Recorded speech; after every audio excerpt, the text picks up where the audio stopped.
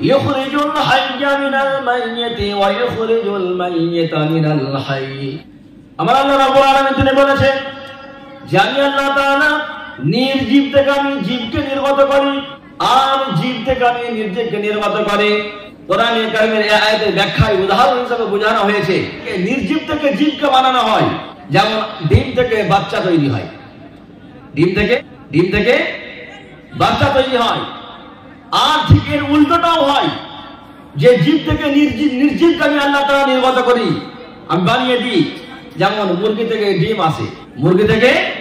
আসে, ঠিক তদ্রুপ এক ফোঁটা শুক্রাণু কীট থেকে, শুক্রাণু বিন্দু থেকে যা মৃত প্রায় ছিল, যদিও ওর মধ্যে জীবন পাওয়া যায়, কিন্তু এতটা দুর্বল, এতটা অসহায় মৃত প্রায়, সেইখান থেকে আল্লাহ রাব্বুল আলামিন আমাদেরকে জীবন দান করে মানুষ করে দুনিয়াতে আমাদেরকে পাঠালেন।